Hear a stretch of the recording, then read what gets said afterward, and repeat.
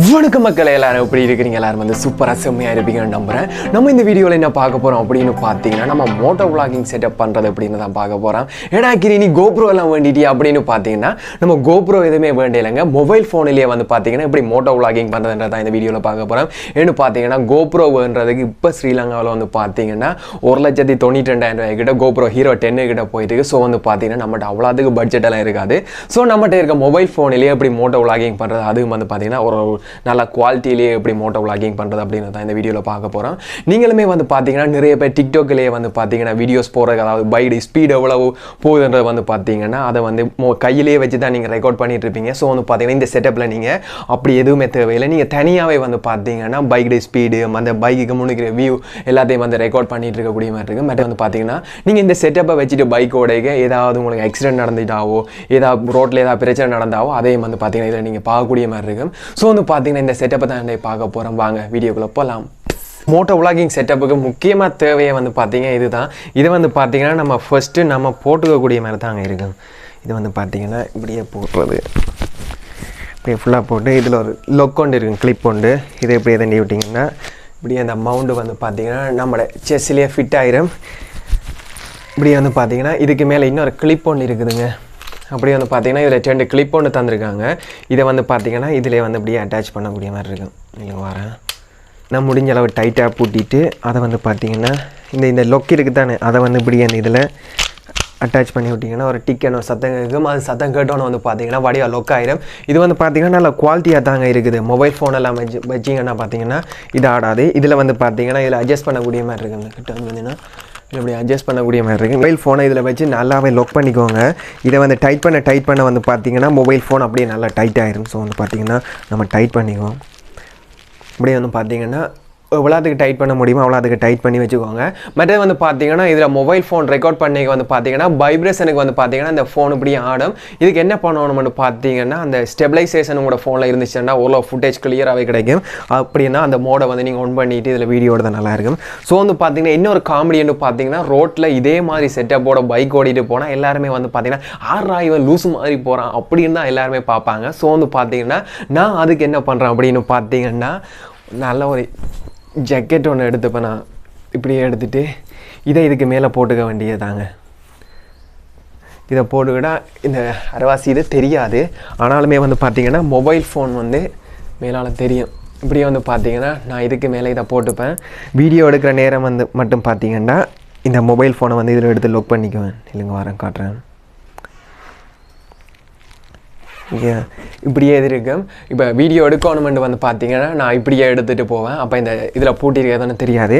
Video எடுக்க தேவையில்லை அப்படின்னா பைக்கை ஸ்லோ பண்ணிவிட்டு இந்த லொக்கில் இருந்து இதை வரேன் இப்படியே அதை கலட்டி தனியாக எடுத்து வச்சிட வேண்டியதான். மற்றது வந்து பார்த்தீங்கன்னா மோட்டோ விளாகிங் பண்ணுறதுக்கு தனியாக வந்து வீடியோ ஃபுட்டேஜ் மட்டும் இருந்தால் காணாதுங்க.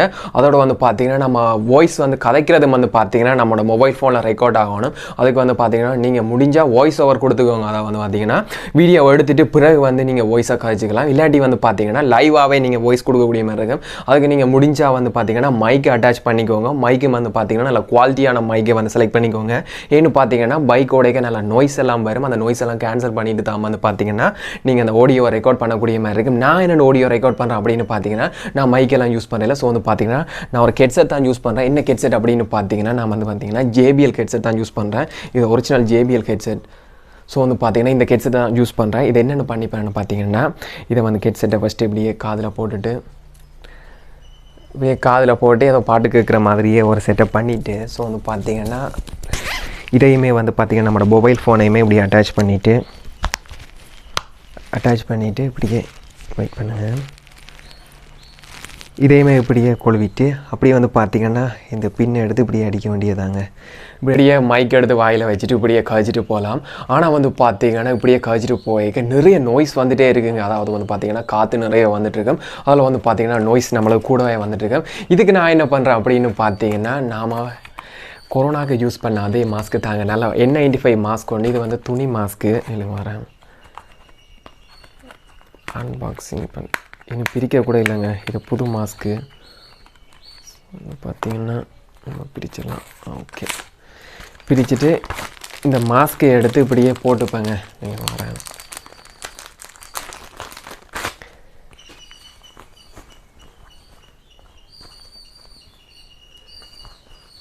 இந்த மாஸ்க் எடுத்து இப்படியே போட்டுக்க வேண்டியதாங்க.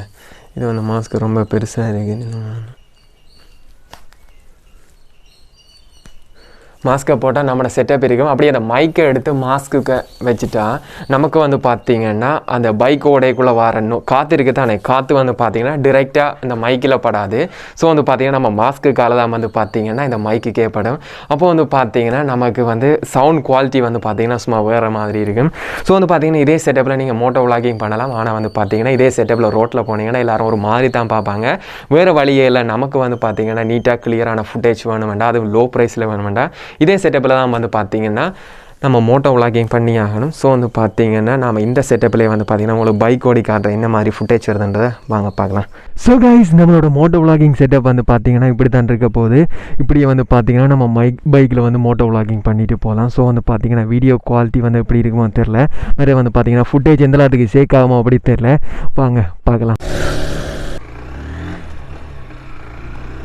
ஸோ கைஸ், இதுதான் வந்து பார்த்திங்கன்னா நம்மளோட மோட்டோ விளாகிங் செட்டப். ஃபுட்டேஜ் எப்படி கிளியராக இருக்குதா என்னதுன்னே தெரில, வாய்ஸ் எப்படி இருக்குது, சவுண்ட் குவாலிட்டி நல்லா இருக்குமான்னு நம்புகிறேன். பார்த்திங்கன்னா நம்ம மாஸ்க்கு போடுறோம். ஸோ வந்து பார்த்திங்கன்னா நாய்ஸ் அதில் இருக்கான்னு நம்புகிறேன். ஃபுட்டேஜ் எப்படி ஸ்டேபிளாக இருக்குன்னு தெரியல. வீடியோக்கு வந்து பார்த்திங்கன்னா ஸ்டெபிலைசேஷன் மோட் போட்டிருக்கேன். ஆனாலுமே வந்து பார்த்திங்கன்னா வைப்ரேஷன் இருக்குதோ என்னவோ தெரியல. ஸோ வந்து பார்த்திங்கன்னா எப்படி இருக்குன்றதை பார்த்து கமெண்ட் பண்ணுங்கள் மக்களே. ஸோ வந்து பார்த்திங்கன்னா நம்ம இப்போ 54 தான் இப்போ போயிட்டுருக்கோம். 53 கிலோமீட்டர் ஸ்பீட்லாம் போயிட்டுருக்கோம். ஃபுட்டேஜ் என்ன மாதிரி இருக்குன்னு தெரில. ஸோ நம்ம ஸ்பீடை கொஞ்சம் கூட்டி பார்ப்போம். ஒரு 100ல் க்ரூஸ் பண்ணி பார்ப்போங்க என்ன மாதிரி ஃபுட்டேஜ் வருதுன்ட்டு. ஸோ வந்து பார்த்திங்கன்னா வைசரை மூடிக்கலாம். இப்போ 90ல் ஃபுட்டேஜ் என்ன மாதிரி இருக்குன்னு தெரிலங்க. 97, 100ல் போயிட்டுருக்கோங்க இப்போ. ஸோ ஃபுட்டேஜ் என்ன மாதிரி இருக்குன்னு தெரில. ஸோ வந்து பார்த்திங்கன்னா நம்ம பெட்ரோல் விற்கிற விலைக்கு 100ல் போயிட்டுருக்கோம். இதுக்கே வந்து பார்த்திங்கன்னா 1 லிட்டர் பெட்ரோல் முடிஞ்சிடும் போல் இருக்குது. ஸோ வந்து பார்த்திங்கன்னா இதுவரையும் ஃபுட்டேஜ் நல்லா இருக்குன்னு நம்புகிறேன். ஸோ வந்து பார்த்திங்கன்னா நம்ம திருப்பிட்டு போயிடலாம். ஓகே காய்ஸ், எல்லாருக்கும் இந்த வீடியோ பிடிச்சிருக்குன்னு நம்புறேன். மறக்காம நம்ம சேனலை சப்ஸ்கிரைப் பண்ணி அப்படியே பக்கத்தில் உள்ள பெல் ஐக்கானை தட்டி ஆளுன்னு போட்டுக்கோங்க. அப்போ தான் வந்து பார்த்தீங்கன்னா நம்ம அடுத்து போடுற வீடியோ உங்களோட ஃபோனில் நோட்டிஃபிகேஷன் வரும். இந்த வீடியோ உங்கள் எல்லாருக்கும் பிடிச்சிருக்குன்னு நம்புறேன். இதே மாதிரி நிறைய பேர் வந்து பார்த்தீங்கன்னா மோட்டோ விளாக் பண்ணுறதுக்கு ட்ரை பண்ணிட்டு இருப்பாங்க. அவங்களுக்கு முடிஞ்ச இந்த வீடியோவை ஷேர் பண்ணி விடுங்க. ஓகே காய்ஸ், see you இன்னொரு இன்ட்ரெஸ்டிங்கான வீடியோ உங்களை சந்திக்கிறேன். see you, Tata, bye bye.